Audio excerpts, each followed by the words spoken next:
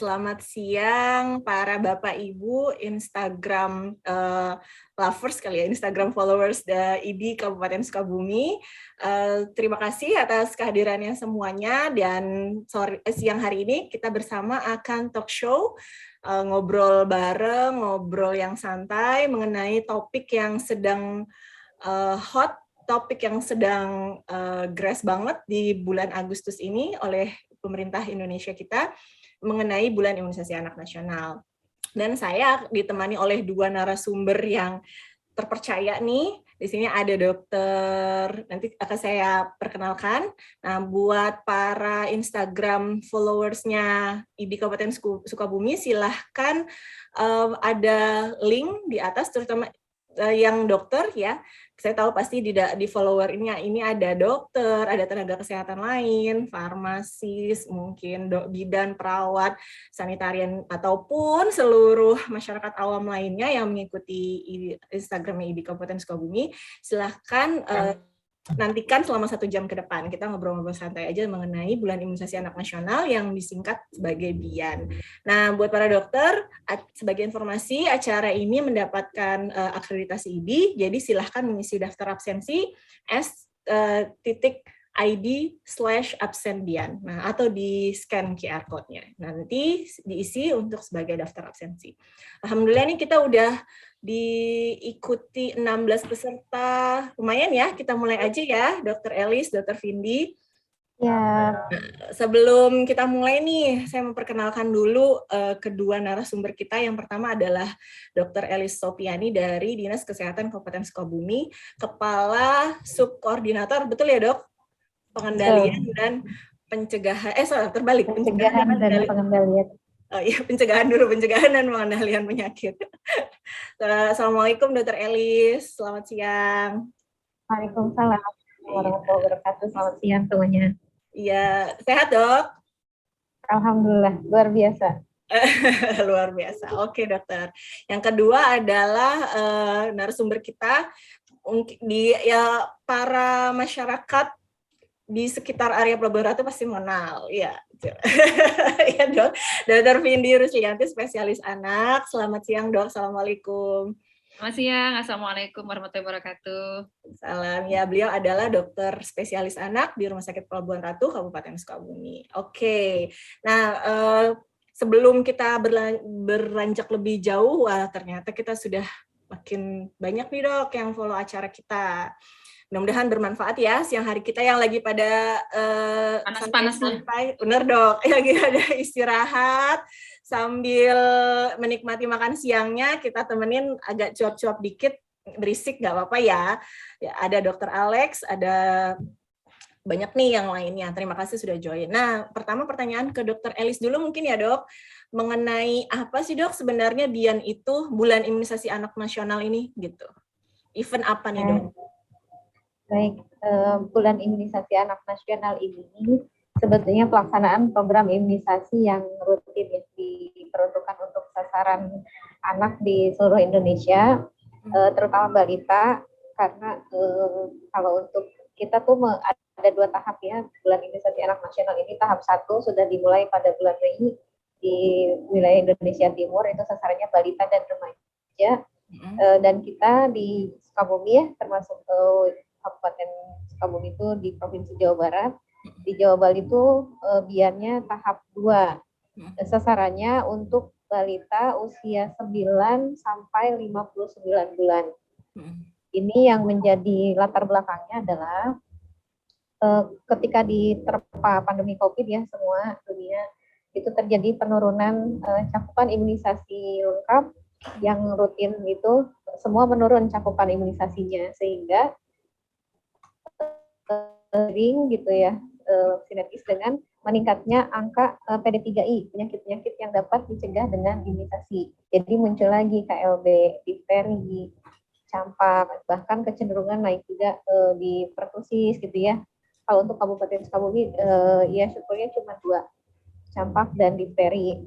Dan ini ya bisa dikatakan mengancam target dunia gitu untuk mengeliminasi MR di 2023, target Indonesia ya, bebas MR 2023. sehingga diutamakan pada BIAN ini ya dilaunchingkanlah yang namanya program BIAN Bulan Imunisasi Anak Nasional, di mana pada bulan Agustus ini yang tahap 2 ya, diharapkan semua, bukan diharapkan, diwajibkan semua balita usia 9 sampai 29 bulan itu dilakukan imunisasi MR semuanya, dan juga dikejar yang imunisasi rutinnya belum lengkap.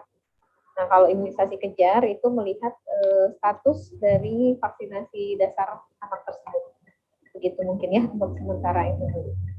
Oke dok, cukup lengkap tapi langsung menjawab beberapa pertanyaan para Instagram followers ya dok, yang mengenai sasaran, siapa sih yang ikut dalam program ini, kemudian ternyata sudah berjalan kalau di daerah Indonesia yang lain ya dok? Iya, sudah bulan Mei. Iya, makanya kalau Bapak Ibu melihat sudah banyak publikasi-publikasinya dari beberapa bulan lalu, mungkin itu di beberapa daerah yang lain di Indonesia ya dok, dan Kemenkes juga sudah mulai publikasi gitu ya dok? Betul, iya. Oke, ke Dokter Vindi nih dok, tadi ada Dokter Elis menyebutkan beberapa imunisasi yang menjadi targetnya BIAN ini, yaitu MR maupun kejar di bagian kejar imunisasinya. Nah dok, sedikit dia mengulang, MR itu apa ya dok? Mana tahu lupa. Silakan Dokter Vindi. Ya, MR ini kan measles rubella. Ya, jadi campak dengan rubella. Memang sebenarnya sebelum pandemi itu kan udah mulai agak jarang ya. Di Pelabuhan Ratu sendiri kan awal-awal saya bekerja di sini tuh ada aja tuh kasus-kasus campak, tapi dalam beberapa tahun belakangan tuh sebelum pandemi itu setahun 2 tahun tuh saya udah nggak nemu lagi kasus campak. Nah, cuma kayaknya dengan selama masa pandemi 2 tahun ini ya emang bisa dikatakan pasien-pasien datang ke tempat saya praktek pun ke poli pun pada mengaku anak-anaknya nggak pada imunisasi tuh gitu. Ya jadi ini dan kasus kita memang meningkat ya dokter Ica ya, dokter Faisah ya, kita juga di Pelabuhan Ratu menerima beberapa kasus. Jadi MR ini ya campak dan rubella. Kalau campak sih kayaknya orang-orang udah cukup kenal ya, udah banyak yang kenal walaupun sering salah paham dengan roseola ya. Suka sama dengan segala ruam-ruam yang lain ya dok? Segala ruam yang lain, dengan cacar kebalik-balik gitu. Kemudian rubella lebih jarang lagi ya sebenarnya ya, lebih jarang lagi, dan kayaknya juga saya sendiri belum pernah menemukan selama di Pelabuhan Ratu sih sebenarnya. Tapi nah ini dengan kasus adanya bahwa kasus ini meningkat, ya kayaknya memang kita juga harus hati-hati nih, harus waspada itu.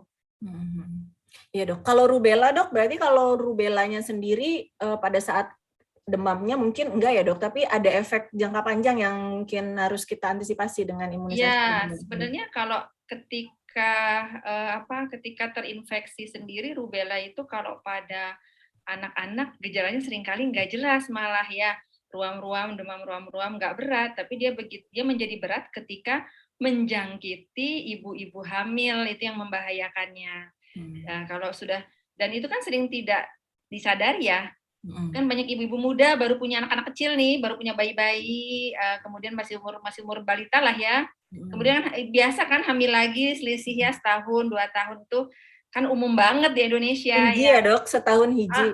Gitu. Nah pas karena anak yang bayi ini yang sudah ada tidak diimunisasi, kemudian ternyata dia membawa kari rubella ini, ya kemudian menularkan di anaknya, nggak menjadi penyakit berat, tapi dia menularkan ke ibunya yang sedang hamil, adiknya. Jadi ini yang menjadi target kita untuk kita cegah tuh ini gitu. Jadi ya, dan itu efeknya yang long term-nya itu berat sekali. Selain itu rubella ini kan juga bisa ngumpet lama lah ya gitu. Nah itu yang kita khawatirkan dibawa oleh anak-anak kita ketika sampai dia dewasa. Itu terutama sih ketika infeksi baru ya, ketika ibu hamil yang diidapnya itu ketularan itu di trimester pertama dan kedua masa pembentukan organ gitu, yang bakalan cacat berat lah ya anak-anak dengan rubella congenital ini. Oke dok, berarti makanya tadi Dokter Elis bilang juga kita sebenarnya targetnya bebas rubella ya dok, eliminasi rubella ya dok 2023 campak dan rubella. Betul. Efeknya ternyata yang Dokter Vindi bilang kalau satu orang diimunisasi di rumah tersebut, maka efeknya untuk ibunya, untuk kakak-kakaknya atau adiknya yang nanti akan lebih kecil lagi ya dok efeknya. Ya, herd immunity berarti ya. Iya, yang seharusnya masyarakat sekarang sudah sangat akrab dengan istilah herd immunity ya Dokter Elis. Mungkin boleh dijelaskan sedikit dok, kenapa ini mungkin yang mendasari kita harus imunisasi? Kan selama ini, selama 2 tahun pandemi, ibu-ibu pada nggak berangkat ke posyandu gitu ya dok ya. Imunisasi posyandunya pun kadang nggak berjalan di bulan tersebut, tertunda karena masalah COVID. Nah, kenapa sih dok imunisasi ini penting gitu? Sedikit aja dok. Betul ya, tadi terkait herd immunity. Jadi memang diakui bukan hanya di Indonesia ya, ini menjadi masalah global.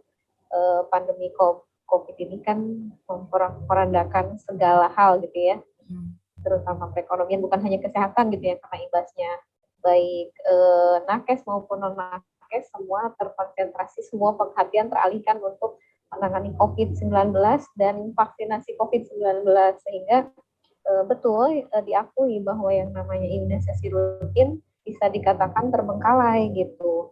Nakesnya juga difokuskan untuk menangani COVID gitu dan vaksinasi COVID.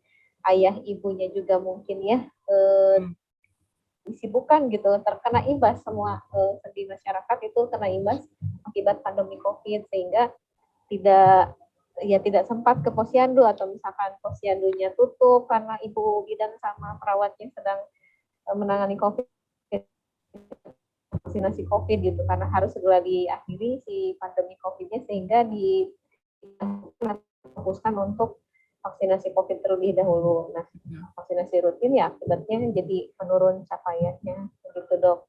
Nah, terkait herd immunity sendiri sebetulnya kan bukan hanya untuk COVID ya,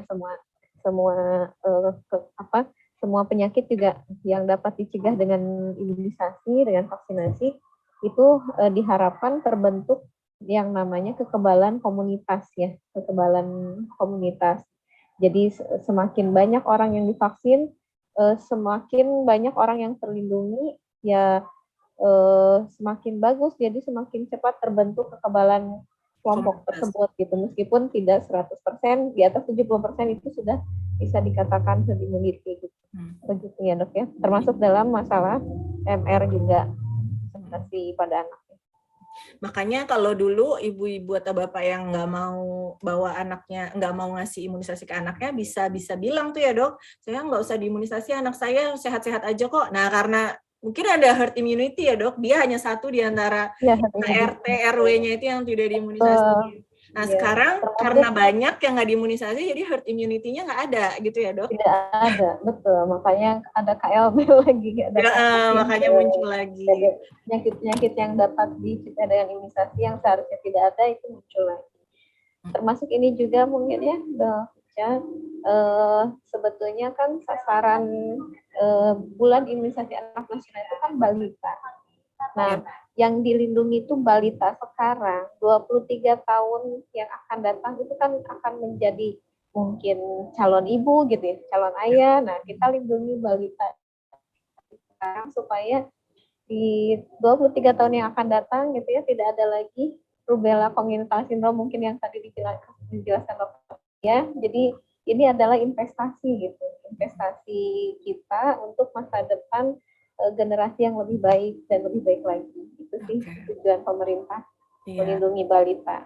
Benar banget dok, dicatat nih sama para Instagram followers kita. Kita lihat dulu, belum ada pertanyaan nih kayaknya dari para teman sejawat, kemudian para Instagram follower yang lainnya. Silahkan kalau mau ada pertanyaan, terutama buat para bidan, perawat yang ada di lapangan yang nanti ada pertanyaan-pertanyaan dari masyarakat, titipan pertanyaan masyarakat, silahkan aja ditanyakan di sini, mumpung ada Dr. Elis dan Dr. Vindi. Oke, balik ke Dr. Vindi lagi nih dok. Ada juga ya dok, kayaknya di MMR dengan MR gitu ya dok. Ada yang M-nya 1, ada M-nya 2. Nah, bedanya apa dok? Ya, Jadi dulu memang ada MMR, cuma itu juga tidak masuk. MMR ini tidak masuk program ini ya dok ya, Dokter Elis ya, dulu tidak masuk program pemerintah karena ya dengan berbagai alasan lah ya, terutama kalau MMR itu mahal sekali jadinya ya jatuhnya gitu. Nah terus kemudian akhirnya karena kasus yang lebih pentingnya dan punya efek yang lebih kita takutkan gitu ya dalam measles dan rubella ini, kan mumps, measles dan rubella ya. Nah ini jadi karena kita lebih takutkan itu sehingga dan dibuatlah hanya MR, dan itu kalau MR itu produksi luar, nah MR ini bisa diproduksi oleh Bio Farma ya dok ya, Dr. Elis kalau nggak salah ya. Sekarang udah produksi Bio Farma ya kita ya. Sehingga jatuhnya lebih murah dan itu bisa disubsidi oleh pemerintah yang mengadakan secara gratis ya Dr. Elis ya. Begitu Dokter. Tapi kalau misalnya orang-orang awam yang mampu untuk memberikan MMR sendiri secara mandiri di tempat-tempat swasta ya, praktek swasta di rumah sakit, ya dipersilakan, sama saja nggak apa-apa gitu. Tapi ini kita karena target dari pemerintah ini untuk luas ya dan tidak membebani masyarakat, makanya program MR ini yang dilakukan. Begitu Dr. Elis ya. Ya jadi itu bedanya kalau MMR adalah mumps, measles, rubella, kalau MR ini adalah measles dan rubella saja. Karena dua penyakit ini yang kita nilai paling lebih berbahaya lah ya, yang harus segera dieliminasi nih. Oke, baik dok. Berarti yang jadi program ini adalah MR karena memang juga secara program nasional imunisasi rutin yang dilakukan di Posyandu itu adalah MR ini ya dok? Iya. Dan nggak apa-apa tapi ya dok kalau misalnya ada yang mau MMR juga. Boleh, nggak apa-apa, lebih bagus sebenarnya. Karena ada 3 tadi ya dok, mumps atau alias gondong itu ya dok ya, gondongan. Nah, kalau di lapangan, saya nanya ke Dr. Elis dulu kali ya dok, kalau nanti yang mau ikut mau ikut program ini dok, itu mesti kemana? Ibu-ibu tuh mesti ngapain dok? Ke Posyandu aja dok. Jadi kita jadikan Posyandu sebagai pos pelaksanaan DIAN. Itu dekat dengan masyarakat ya, dan sudah rutin setiap bulan buka, ada bangunannya, ada ibu kadernya, jadi dekat gitu, nggak usah jauh-jauh, ke Posyandu aja. Berarti nanti ada, kalau biasanya Posyandu ada woro-woro di masjid seperti itu, seperti datang Posyandu biasa ya dok? Ya, bisa jadi DIAN ini mengikuti jadwal Posyandu yang memang sudah biasa gitu ya, atau mungkin juga ada berubah sedikit, pasti akan diumumkan oleh pihak puskesmas ke kader setempat gitu. Oke, ya dok. Dok, kalau yang mau ke puskesmas bisa juga dok? Atau boleh dok, tapi kita fokuskan di Posyandu. Kenapa di Posyandu? Posyandu atau posbian lainnya sebetulnya bisa ya, di puskesmas bisa, mau di sekolah seperti di PAUD ataupun di RA bisa gitu, mangga. Mau di desa, misalkan kita mau mengumpulkan bayinya balitanya di desa, mangga. Kenapa di Posyandu? Karena kita dari awal mendata sasaran tuh per Posyandu. Jadi supaya pertama lebih dekat ya akses masyarakat ke Posyandu. Kedua, Posyandu itu milik masyarakat gitu ya. Jadi masyarakat juga ya kader setempat, tokoh setempat ikut menyukseskan dan ngareh-ngareh gitu ya, ikut memajukan Posyandunya. Kalaupun misalkan mau di tempat lain dibuka posbian, silakan dikoordinasikan aja dengan puskesmas setempat terkait logistik dan nakesnya tentunya. Begitu dok. Jadi sangat memudahkan sekali ya dok. Ya. Betul. Tadi kan kita, kalau tadi paparan Dr. Elis yang pertama, program DIAN ini adalah penambahan MR, begitu ya dok ya. Jadi kalaupun status imunisasinya apapun di MR tersebut, lengkap MR-nya pun, pada Agustus ini kita berikan lagi imunisasi tambahan untuk MR. Oke, jadi ini top up imunogenisitas ya dok ya, supaya lebih kuat.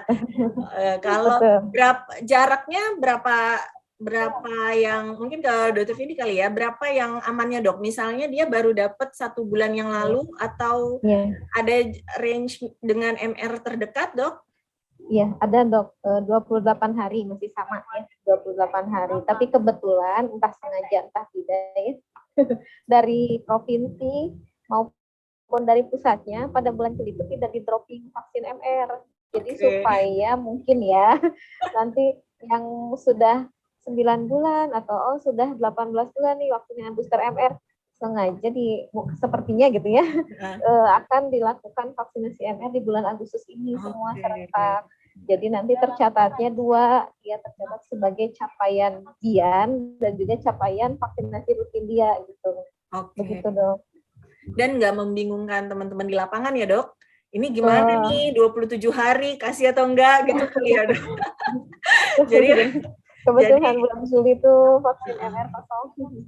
Ya, baik-baik. Oke, ini ada pertanyaan dari akun Yokta Wirahayu. Mungkin sedikit aja nih ke Dokter Vindi mengingatkan lagi dok. Berarti kita kan kalau yang program kedua itu adalah mengejar imunisasi kejar artinya ya dok ya. Jadi yang belum atau yang bagaimana dok? Maksudnya nih kalau yang poin nomor 2 melengkapi imunisasi dasarnya ya gitu ya dok berarti. Ya, jadi program ini adalah tanpa memandang status imunisasi sebelumnya. Jadi kalau misalnya lupa, nggak punya catatannya, pokoknya dianggap belum gitu. Nah, tapi kan jarang ya kayaknya kalau sampai ibu nggak inget anaknya kapan disuntik gitu ya. Kalau cuma baru jarak sebulan gitu.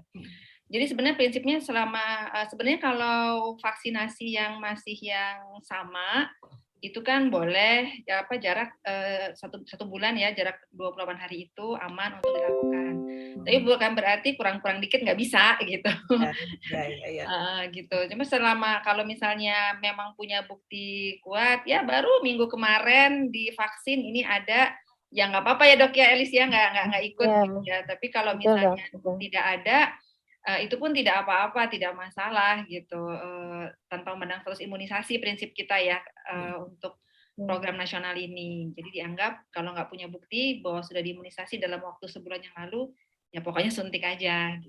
Nggak apa-apa. Kalau yang kejar imunisasi berarti nanti DPT yang pentavalen aja dok, DPT HIB, ya, DPT HIB, kemudian polio oral, IPV, dan MR. Begitu Dr. Elis ya, betul ya? Betul dok, betul sekali. Jadi ada beberapa vaksin langsung disuntik, istilahnya multiple injection ya dok. Nah itu gimana Dokter Vindi kalau disuntik beberapa kali itu aman atau bagaimana dok? Nggak masalah, aman sekali. Secara penelitian pun sudah banyak dilakukan udah lama sebelum masa pandemi itu udah biasa. Anak-anak saya pun waktu tinggal di Qatar itu biasa banget dalam keadaan aman sejahtera, maksudnya tidak dalam kondisi program imunisasi harus dikejar, enggak, lagi dalam keadaan normal pun kita udah biasa sebenarnya melakukan multiple injection ini. Dan ini sebenarnya banyak keuntungannya. Mungkin kalau ngerasanya orang tua, kasihan, takut, masa sih sekaligus dalam waktu yang sama disuntik kiri kanan atas bawah gitu ya. Tapi kalau dalam penelitian dan memang sudah terbukti ya, ini malah lebih menguntungkannya karena yang pertama untuk ke anaknya ini juga lebih sedikit trauma ke anaknya gitu ya. Jadi daripada datang tiap bulan, datang lagi disuntik lagi tiap bulan, itu kan lebih traumatik pada anak. Tapi kalau misalnya dengan cara seperti multiple injection itu mempersedikit jumlah kedatangan ketemunya gitu. Ketemu dokter yang akan nyuntik. Dan mau disuntik pada hari yang sama disuntik kiri kanan itu sama aja rasanya yang dia rasa gitu ya. Nah itu terus kemudian cuma sebentar ya dok ya tetap sama. Iya terus juga terus aman kok, samanya juga aman. Kemudian itu kan ada tekniknya juga ya. Jadi di intramuskular itu subkutan, jadi bisa di atas atau lengan kiri, lengan kanan, dan paha kiri atau paha kanan gitu ya. Pernah juga anak saya lengan kiri, lengan kanan, paha atas. Paha kiri, paha kanan. Tapi udah beres sekali datang gitu ya. Iya. Nanti kan ada itu screeningnya oleh para petugas kesehatan, tapi yang pasti multiple injection itu sangat aman. Kemudian dari segi orang tua juga kan mempersingkat menghemat waktu, tenaga untuk datang ke fasilitas kesehatan gitu ya. Sekali datang beres tuh langsung berapa suntikan, nggak perlu bolak-balik. Gitu. Dan secara bagi nakes juga itu menguntungkan karena mereka bisa juga fokus waktu-waktunya untuk daripada berulang lagi mengadakan berulang imunisasi setiap bulan gitu ya, mereka bisa fokus untuk program-program kesehatan yang lain yang diperlukan oleh masyarakat juga, dan selama ini mungkin kurang mendapat penanganan, kurang mendapat perhatian. Karena kita masih fokusnya urusan imunisasi ini. Kalau ada efek samping pun nggak jadi multiplikasi ya dok, demamnya jadi lebih tinggi ya, gitu. Enggak, sama aja dan itu juga ringan aja kok, jarang sekali sampai ada KIPI kayak gitu ya, sampai ada KIPI yang sampai berat itu jarang sekali. Oke. Ya dokter. Nah, karena sudah dipaparkan nih mengenai apa saja yang didapatkan imunisasinya dalam bulan imunisasi anak nasional ini, kita jawab ya dok pertanyaan dari akun Yokta Wirahayu. Siang dok, apakah pemberian OPV dan vitamin A bisa diberikan bersamaan dok? Berarti ini kan dua-duanya oral nih dok. Kita ke dokter Vindi kali ya, nggak apa-apa atau boleh atau tidak nih dok? Sebenarnya nggak masalah ya, karena tidak mempengaruhi apa-apa ya. Dua hal yang tidak mempengaruhi apa-apa, nggak masalah sih. Tapi kalau misalnya tuh vitamin itu kan dalam bentuk kapsul juga bisa dibawa pulang. Kalau orang tuanya ragu pun kan bisa dibawa pulang, hari ini diberi OPV, besok kasih vitaminnya. Nggak masalah sebenarnya, barengan pun. Oke, ya belum ada pertanyaan lagi. Silahkan untuk para followersnya IDI Kabupaten Sukabumi, kalau ada yang mau ditanya, terutama alur-alur harus kemana, tadi sudah dijelaskan sih sama Dr. Elis ya, bahwa saya tanya sama Dr. Elis nih juga mungkin. Iya, karena kita juga suka ditanya ya sama pasien kita ya, sama orang kita gitu ya, untuk informasi wah gimana, kita juga nggak tahu di posyandu gimana. Dr. Elis, ini kan posyandu itu kegiatannya itu sebulan sekali ya. Nah, selama Bian ini gimana? Memang sebulan sekali di satu tempat atau dalam boleh datang lagi gitu ya kan? Seminggu sekali kan, karena gini, hari ini di posyandu yang ini yang terdekat diadakan Bian ini, tapi anaknya lagi panas atau anaknya lagi batuk pilek, suruh tunggu dulu tuh sampai sembuh. 2 minggu lagi terus di mana? Udah nggak ada lagi. Nah, itu gimana tuh Dr. Elis? Ya. Betul dok, kalau posyandunya sendiri kan 1 bulan sekali, betul kita ada screening cepat untuk calon sasaran vaksinasi termasuk pada anak. Ketika misalkan dia ditunda dengan alasan sakit, itu nanti ketika posyandunya lagi sebetulnya ada sweeping dok seharusnya ya, tapi karena misalkan keterbatasan sumber daya manusia, dia akan diarahkan itu silakan ke puskesmas atau misalkan ke posyandu terdekat lainnya gitu, supaya dia mendapatkan perlindungan juga. Jadi kalau posyandu itu sih sekali ya dok ya, tapi puskesmas mah selalu standby gitu ya dok? Iya, bisa di puskesmas atau di posyandu sebelah mungkin ya. Posyandu terdekat. Ada kelengkapan administrasi yang harus disiapkan orang tua nggak dokter Elis? Apa harus ada akte kelahiran, harus ada kartu keluarga? Ya, buku KIA kan ada yang catatan imunisasi anak. Kemudian kartu NIK anak, NIK ya dok? Iya betul, ada data gitu tanggal lahir anak dan NIK itu bisa berupa kartu keluarga mungkin kalau untuk memudahkan ya. Karena di Kabupaten Sukabumi belum ada KIA ya dok, kartu KTA, belum semua KTP anak, kartu KTP-nya anak, KTP anak, KTA namanya. KTA ya. Iya. Semua memiliki ya. Oke, nih ada komentar nih dok, kayaknya nih yang mengenai multiple injection deh. Kadang nakesnya yang nggak mau dok, bu bidannya minta dapat DPT nggak bisa, suruh tunda IPV-nya bulan depan. Mudah-mudahan dengan Bian ini nggak ada lagi ya dok di lapangan. Iya, suka ada yang nggak berani ya, suka ada yang nggak berani bilangnya. Tergantung kalau nakes, makanya nakesnya harus meyakinkan orang tua pasien gitu. Kalau nakesnya sendiri tidak yakin ya gimana mau meyakinkan orang tua gitu ya bahwa itu aman. Kemarin juga ya sama dokter Eni ya, ketua Pokjakip itu diberikan pembekalan selama ini misalkan dengan adanya MR, nyuntik MR ada apa aman nggak aman, nyuntik pentabio aman nggak aman, IPP aman gitu. Jadi kenapa harus takut? 3 suntikan yang aman ini gitu ya diberikan dalam satu waktu gitu kan, dengan ya tempat penyuntikan mungkin diatur gitu seperti yang sudah diatur ya MR di sebelah lengan kiri atas secara suntutan. Kemudian misalkan ternyata anaknya juga belum pernah IPP nih, sekali seumur hidup kan kalau IPP mah di usia 4 bulan harusnya, ternyata dia belum pernah IPP. Karena yang kedua ya, prioritas kedua adalah terkait polio. Jadi selain yang ditetes, nah IPP-nya juga bisa 2,5 cm di bawahnya gitu. Ternyata pentabionya juga misalkan kurang dosis, harusnya dia booster 24 bulan tuh harus 4 kali, ternyata dia belum juga tuh pentabionya 4 kali. Nah, pindah lengan ke lengan kanan kan, pentabio diberikan secara intramuskuler. Nah, itu tinggal kepercayaan diri nakesnya, tadi sudah dijelaskan ya sama Dokter Cindy. Banyak manfaatnya ya, anak sekali nangis. Agak putus-putus, Dokter Elis. Kayaknya di perjalanan, Dokter Elis di perjalanan. Kelihatan di kendaraan. Iya, Bapak Ibu pokoknya tadi ya udah, terutama yang dari akun Cetari ya, dijelaskan bahwa petugas kesehatan di lapangan itu sudah diberikan pembekalan, penguatan bahwa nggak apa-apa untuk memberikan multiple injection. Bahkan nanti nakes yang akan menjelaskan atau menguatkan Bapak Ibunya yang di lapangan, maksudnya untuk Bapak Ibu orang tua untuk lebih yakin bahwa multiple injection itu nggak ada efeknya gitu ya dok, bukan nggak ada efeknya, maksudnya nggak ada efek samping yang lebih berat, pokoknya biasa aja gitu ya dok. Ya, betul, bahwa itu aman-aman saja. Oke, iya baik. Oh iya, nantinya ada buktinya nggak sih anak ini udah dapat imunisasi atau belum gitu dok? Ya buktinya ya tadi ya dok. Gimana ya, dokter? Tercatat di buku kartu kesehatan ibu dan anak dok, pasti itu ya. Kemudian sebetulnya salah satu inovasi kita agak terputus, Dokter Elis. Inovasinya kita harusnya udah kayak masuk peduli lindungi gitu ya. Akan diberikan semacam piagam wisuda. Oh, dapat piagam. Sudah lengkap nih sampai. Mas piagamnya kedengeran dok. Untung aja mas piagam kedengeran. Iya dok.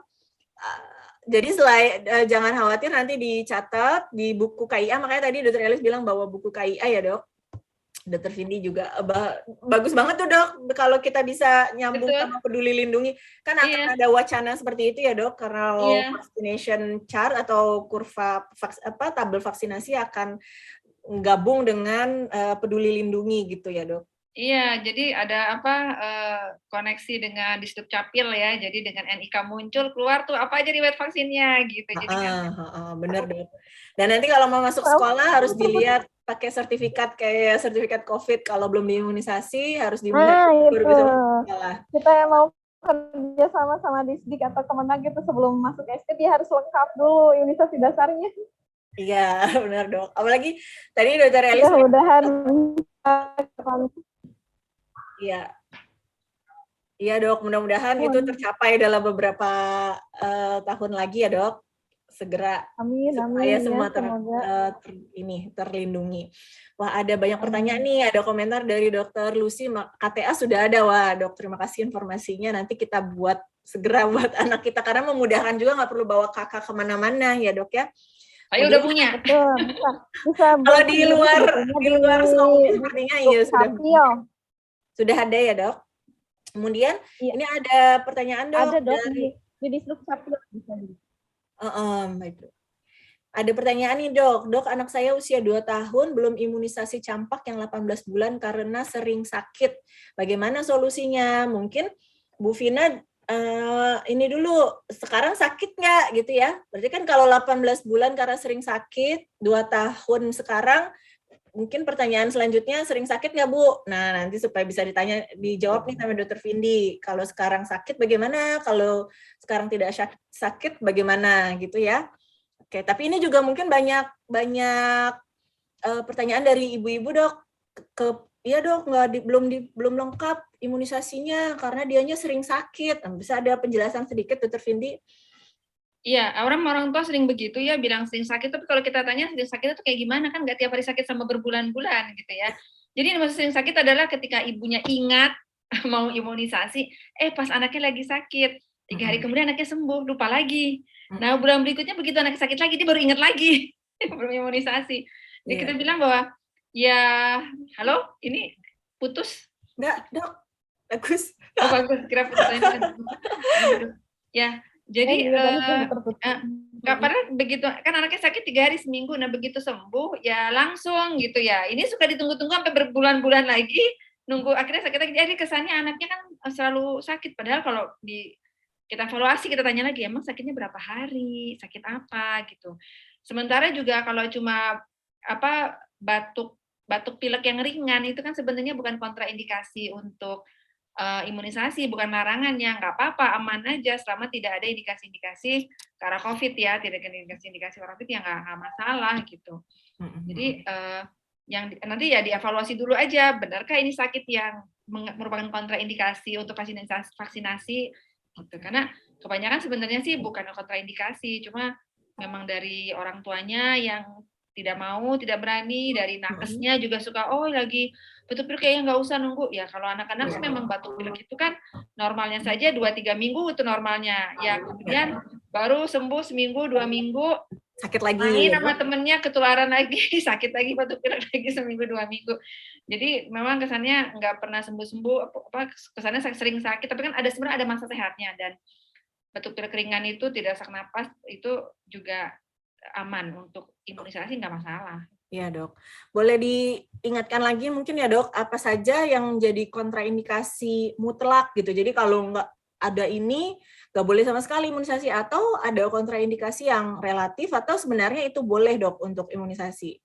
Terutama MR sama yang akan diberikan di selama BIAN ini dok, DPT, pentavalen dengan polio gitu dok. Apa saja dok? Demam dan diare aja ya yang menjadi kontraindikasi relatifnya gitu ya, dan yang kalau begitu dia sembuh sebenarnya bisa langsung gitu. Tapi kalau untuk anak-anak dengan daya tahan tubuh memang mengalami imunokompromis kita bilang ya, yang memang mengalami masalah dengan pertahanan tubuhnya, seperti anak-anak dengan penyakit-penyakit kronis itu ya kanker gitu ya, gagal ginjal gitu ya, itu memang itu memang harus kita ini lagi, itu mereka memang tidak boleh diberikan vaksinasi hidup gitu ya. Jadi nanti itu akan ada screening-nya lagi. Kalau yang kayak begitu memang anak-anak dengan masalah seperti itu dipindahin, dialihkan ke dokter anak itunya untuk screening-nya ya. Tapi kalau secara umum sih selama anak-anak yang sehat, tidak punya masalah kesehatan kronis gitu ya, bahkan anak talasemia aja selama HB-nya bagus, di atas 10 baru transfusi, aman aja untuk melakukan vaksinasi.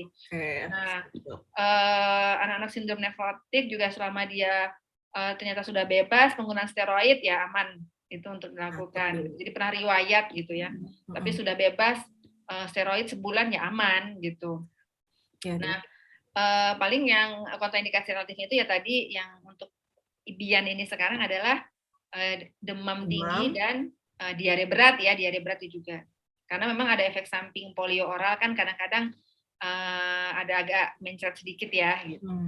Oke dok, karena di lapangan juga demam dipegang-pegang dibilang demam ya nggak ya? Iya, orang tuh suka kayaknya demam, setelah tiap hari demam, terus bahkan anak-anak dengan yang sedang mendapat pengobatan terapi TBC pun nggak masalah untuk imunisasi. Itu tidak, karena ada yang berpikir kan lagi penyakit, ini sedang sakit kronis. Tapi untuk TBC, talasemi itu tidak apa-apa.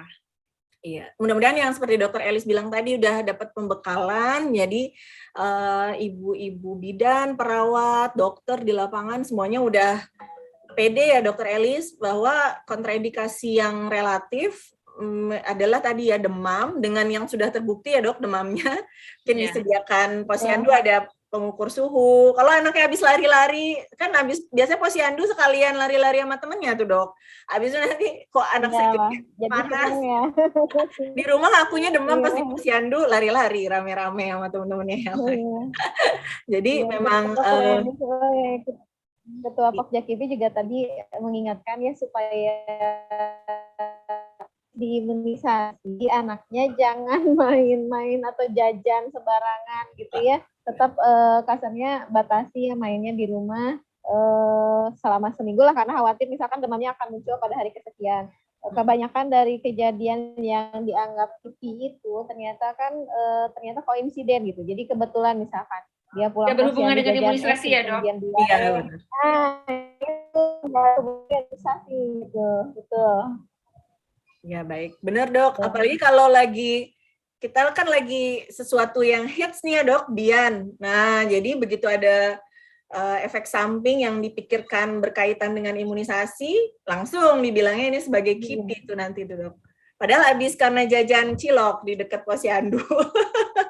Nah itu, atau misalkan dia main bola hujan-hujanan, terus pulangnya demam gitu. Iya, Ternyata benar-benar. karena hal yang lain gitu kan.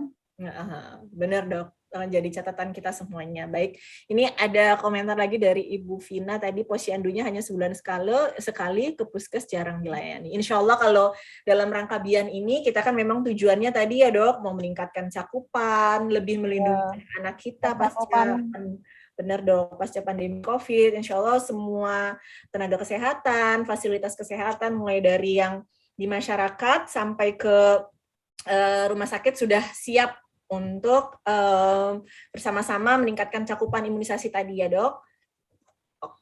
Oke nih, kita sekarang mengingatkan lagi untuk sejawat dokter yang ikut serta di acara ini untuk mengisi absensi. Kemudian ada pertanyaan lagi nih dok. Mungkin bisa dijawab Dokter Vindia. Izin bertanya, bila anak riwayat demam rematik dan pengobatan prednison 2 tahun yang lalu, dok, amankah diberikan imunisasi campak ini? MR ya dok? Ya, tadi udah kita katakan ya bahwa bebas prednison 2 minggu aja sebenarnya udah aman ya, sebulan pergi 2 tahun yang lalu, insya Allah aman.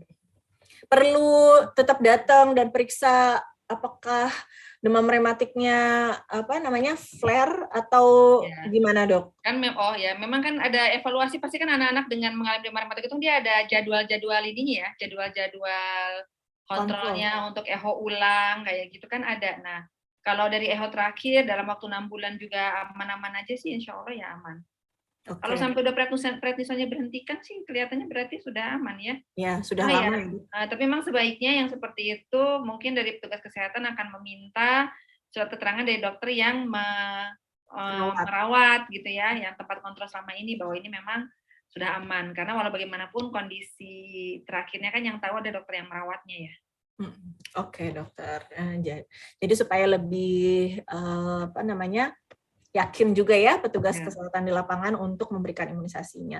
Nah, ini tadi juga sudah terjawab yang Ibu Vina ya, kalau anaknya saat ini dalam keadaan sehat, usianya 2 tahun, terlewat campak yang 18 bulan, justru ini nih, Bian ini memang usaha pemerintah untuk melengkapi imunisasi-imunisasi yang masih bolong-bolong. Dan ditambah ekstra, walaupun udah tercapai 2 kali ya dok, selama usianya masih balita, maka harus tetap mendapatkan MR. Oke, ada pertanyaan lagi nih dok. Alhamdulillah banyak yang bertanya. Enggak ya?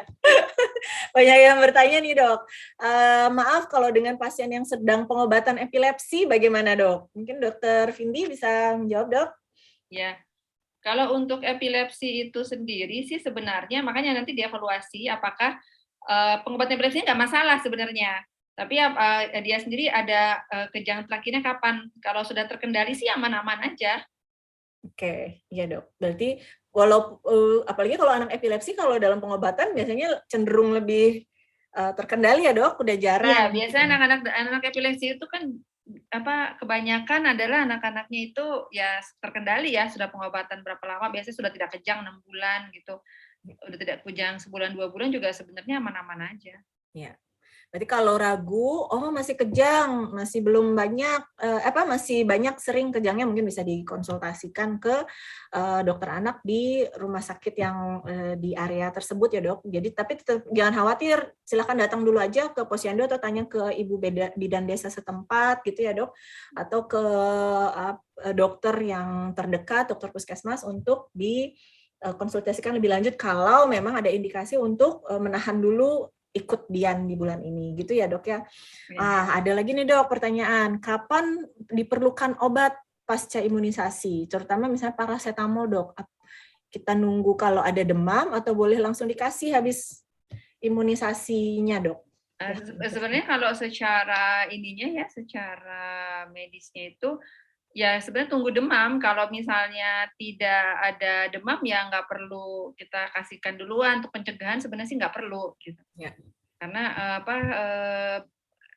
itu mungkin sedikit akan mengganggu respon imunitasnya terhadap ini. terhadap respon imunitas anak gitu ya terhadap imunisasi, terhadap vaksinasinya. Jadi kita sarankan sih kalau tidak ada gejalanya ya nggak usah, tunggu lihat aja, kan tidak semua anak yang diimunisasi akan demam. Oke, iya dok. Makanya perlu juga kalau ibu-ibu punya balita tuh harus punya termometer ya dok ya di rumah ya. Termometer yang murah aja bagus sih kalau dirawat dengan baik gitu ya dok ya. Dan ini ada pertanyaan lagi. Oh, tadi Ibu Citari juga memberikan komentar, katanya kalau saya biasanya nunggu suhu tinggi atau anak rewel sekali atau bagaimana baiknya. Kurang lebih seperti itu ya dok, suhunya tinggi, demam yang dikategorikan demam. Kalau anaknya rewel tapi nggak demam, mungkin karena nyeri ya dok. Nyeri. Ya, untuk mengurangi nyeri ini sebaiknya setelah disuntik, begitu datang ke rumah, tempat suntikan itu langsung dikompres dengan batu es atau air dingin es.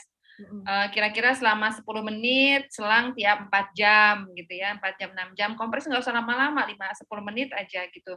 Itu sangat membantu untuk mengurangi sakit dan bengkak. Ya, itu pun tidak selalu terjadi, tidak semua anak yang disuntik imunisasi akan bengkak dan demam gitu, tidak semua juga. Iya. Cuma tidak semua juga rewel ya dok ya. Ya, untuk langkah pencegahannya sebaiknya untuk mengurangi nyeri ya seperti itu. Kalau anaknya rewel, tidak demam, ya mungkin karena dia kesakitan, boleh, nggak apa-apa. Ada anaknya demam, tapi yang tengah-tengah aja tuh ceria-ceria aja, kitanya jangan ibu-ibu juga jangan rungsing gitu, karena kadang-kadang banyak anaknya aja santai-santai aja, ibunya yang rungsing gitu. Jadi dilihat aja kondisi umumnya, kondisi anaknya secara umum gitu, apakah anaknya memang rewel, gelisah atau tidak. Dan biasanya jadi apakah terganggu makannya, minumnya, seperti itu ya dok ya, dipastikan dulu hidrasinya. Oke, terima kasih Dr. Vindi dan Dr. Elis. Ini ada pertanyaan lagi, anak dengan penyakit jantung bawaan dok, dalam terapi, apakah aman untuk diimunisasi? Ya, kalau itu yang seperti tadi ya, harus ditanyakan kondisi terakhirnya ke dokter yang merawatnya. Sebelumnya kan, kalau kita kan cuma dapat cerita gitu, nggak tahu ya kondisi jantungnya, hasil echo terakhirnya gimana. Jadi memang harus tanyakan dulu kalau yang seperti itu ke dokter yang merawatnya. Oke dok. Ya, tapi umumnya walaupun dalam terapi, kalau dalam terapi justru yang stabil dengan jadi malah stabil gitu ya dok ya. Kalau stabil nggak ada masalah sih sebenarnya, mana-mana aja. Oke, apalagi salah satu obat tadi yang Dr. Vindi bilang steroid ya dok, yang mungkin menjadi garis bawah untuk diperhatikan. Iya, yang menjadi kontraindikasi kalau dalam terapi steroid lebih dari 2 minggu, ya itu memang tidak boleh. Oke dok, nih yang bertanya sepertinya tenaga kesehatan juga nih dok, atau dokter anggota IDI Kabupaten Sukabumi. Masih bingung dengan pemberian adrenalin 1:1000 pada shock anafilaktik. Oke, mudah-mudahan tidak ada ya, Elis di lapangan juga. Itu maksudnya bagaimana ya dok? Terima kasih. Pemberian adrenalin 1:1000 pada shock anafilaktik. Silahkan Dokter Vindi, mungkin. Saya jadi bingung apanya yang dibingungkan, kan jelas itu 1:10.000. Ya kan itu kan tinggal pakai spet 1 cc atau spet 3 cc ya, diambil misalnya mau dibikin pakai spet 1 cc kan tinggal ambil 0,1 ya adrenalinnya, terus ditambahin dengan aquabides atau NaCl, aquabides lah ya, aquabides sebanyak sampai 1 cc gitu kan gitu. Yang bingung apanya nih, ngeraciknya atau nyuntiknya? Nyuntiknya juga hanya seputan gitu.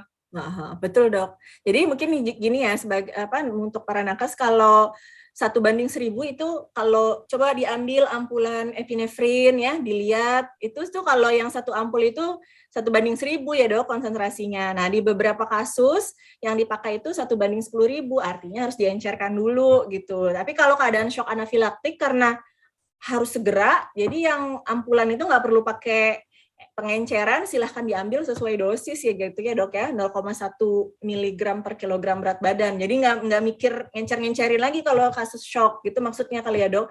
1:1000 dengan 1:10.000 gitu. Iya nggak ya Dokter Siti Ayana Aisyah, mungkin nanti bisa dikasih komentar lagi. Jadi pemberian adrenalin 1:1000 tuh artinya nggak diencerin. Kalau yang 1:10.000 coba dilihat lagi bukunya, ada yang 1:1000, ada yang banding 10.000. Kalau yang 10.000 harus diencerkan yang seperti tadi Dr. Vindi bilang, pakai squid 1 cc, diambil 0,1, terus ditambahin pelarutnya sampai dia full 1 cc itu. Atau kalau pakai squid berapa lagi? 3 cc ya dok? Biasanya 5 cc atau 10 cc ya. ngambilnya. Tapi umumnya sih kalau buat anak-anak kejadian di lapangan ya pakai squid yang 1 cc. Kalau Dokter Elis di lapangan disediakannya yang squid 1 cc kayaknya ya dok, yang lebih banyak.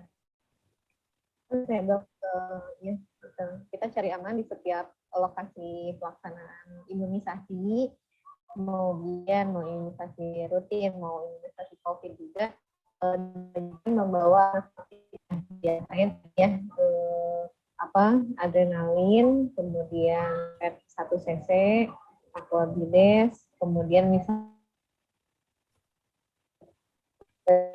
jadi infus sudah juga harus tersedia gitu dok. Okay. Masuk misalkan yang lanjutannya ya amit-amit semoga tidak ya, cuman kita harus sedia time sebelum hujan, sedia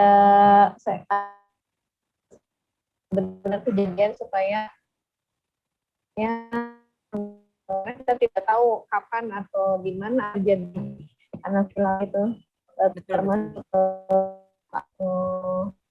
yang koordinator itu teofilin, salbutamol gitu yang anafilaks yang sudah disetting dalam 1 kotak itu. Oke. Begitu ya. Dok, mudah-mudahan saja memang tidak terpakai, tidak terjadi, tapi seandainya diperlukan ada. Ya. Ya, itu mengingatkan kita lagi ya dok, karena memang nanti bisa disalahin, oh karena imunisasi gitu ya. Padahal memang setiap individu efek atau responnya terhadap vaksin atau obat yang diberikan itu berbeda-beda ya dokter. Jadi kita tidak bisa menduganya baik dari sisi sebagai dokter maupun sebagai orang tua dari anak tersebut gitu ya dok. Ya, Dokter Ica, Dokter Kalisa mungkin untuk lebih memperjelas ya bahwa jadi kan kalau sediaan adrenalin itu 1/1000 ya. Nah, cairan larutan 1/10.000 itu diberikan pada shock anafilaksis kalau jalurnya intravena. Nah, tapi kalau puskesmas posyandu kan nggak mungkin itu lagi intravena. Nah, jadi diberikannya intramuskular aja.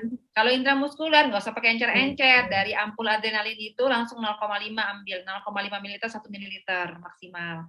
Itu suntikan langsung intramuskular, bisa diulang dalam waktu rentang jarak 10 menit. Oke. Iya. Kalau misalnya ada masalah pernafasan, diberikan tadi itu salbutamol ya, Nebu mungkin inhaler ya. Kalau yang inhaler maksudnya yang disediakan gitu dokter Elis di kitnya para nakes. Ada yang di apa? Putus-putus dokter Elis. Putus-putus. Kalau dekat dengan rumah sakit, segera dibawa ke rumah sakit diberikan inhalasi.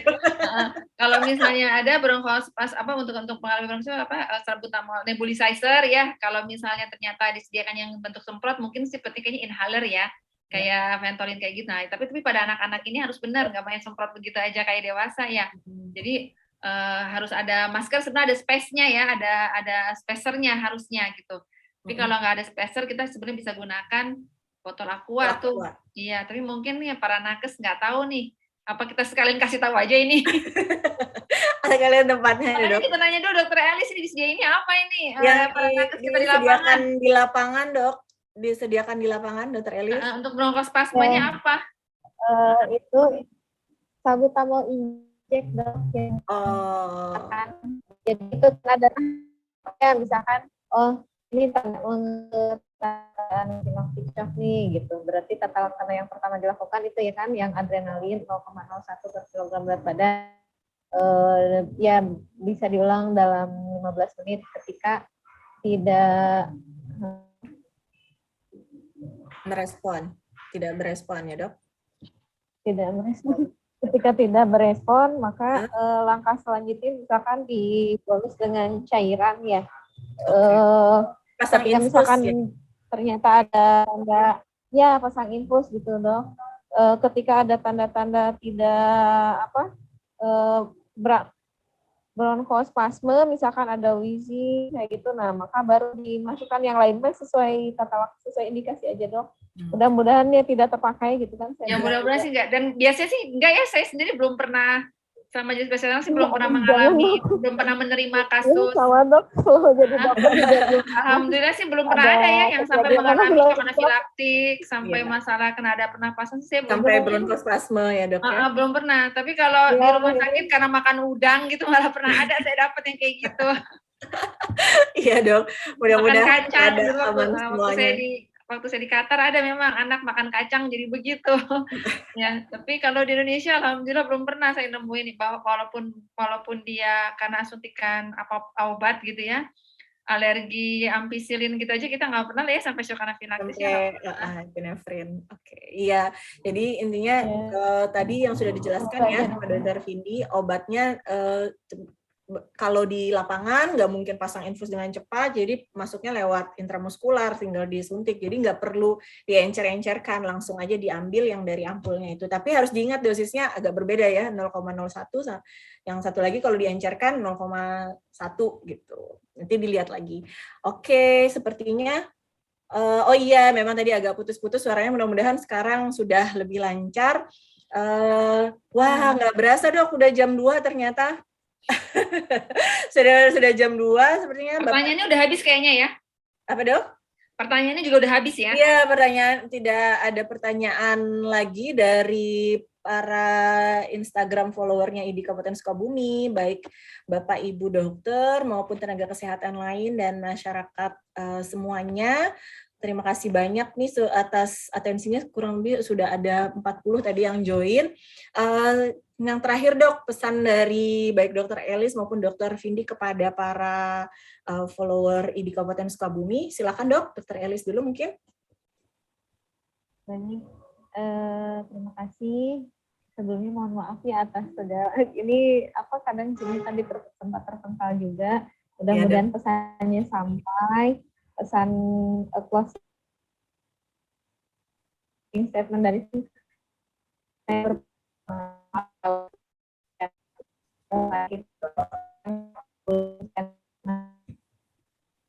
agak putus-putus Dr. Elis akan datang gitu ya karena ini mohon maaf ya, boleh diulang sedikit ke belakang Ria.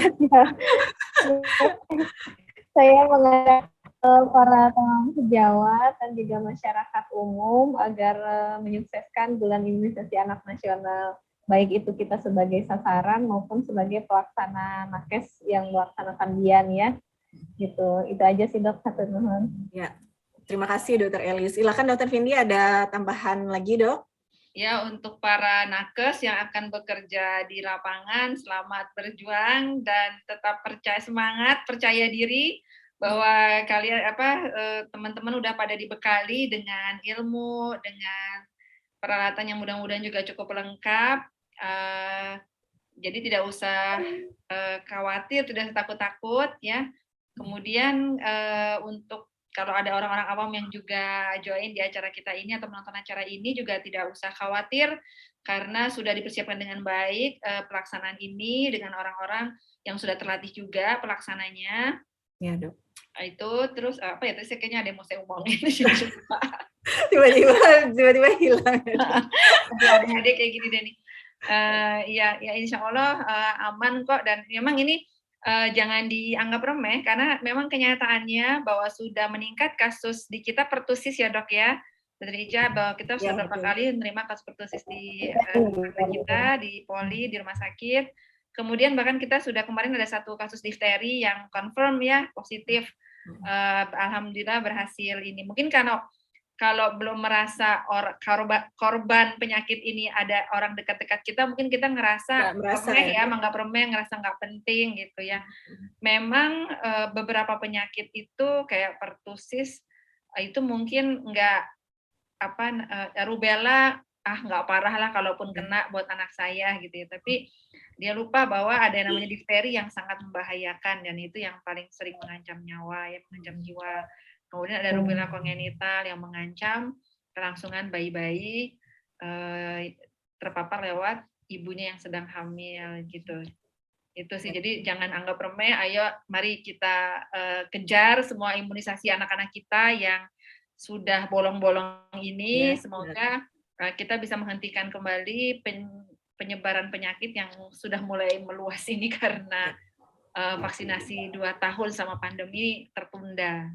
Ya, baik dok, terima kasih. Termasuk tetanus neonatorum ya dok? Betul, kita juga udah ada kasus lagi ya. Ada kasus lagi, ya, mudah-mudahan segera kita lakukan untuk melindungi generasi kita yang masa depan. Ya, terima kasih untuk Dr. Elis, Dr. Vindi. Imunisasi seperti sesuatu hal yang rutin sebenarnya ya dok, tapi karena sudah 2 tahun kita kadang ada, kadang enggak gitu ya, mungkin ibu-ibu bidan, ibu-ibu perawat di lapangan, para dokter, mesti harus disegarkan lagi. Terima kasih banyak Dr. Elis, Dr. Vindi atas waktunya dan semua follower IDI Kabupaten Sukabumi siang ini. Mudah-mudahan acara ini bermanfaat buat semuanya dan ditunggu kehadirannya untuk para dokter, terutama besok ada Zoom webinar yang juga nggak kalah serunya dok besok. Sama Dr. Elis juga ya dok? Freeze, Dr. Sama Dr. Elis juga ya dok besok mengenai monkeypox. Baik dok, terima kasih. Pokoknya kita siap sedia selalu untuk memberikan informasi kepada para follower melalui Instagram. Ya, sekarang kan banyak sekali media, jadi informasi bisa dibagi ke seluruh teman-teman yang ada di seluruh Indonesia. Oke, terima kasih banyak atas kehadirannya. Terima kasih Badin untuk fasilitasinya. Kita akhiri acara ini siang ini. Assalamualaikum warahmatullahi wabarakatuh. Waalaikumsalam warahmatullahi wabarakatuh. Mohon maaf atas segala kekurangannya ya. Terima kasih dokter. Terima kasih Dr. Eli.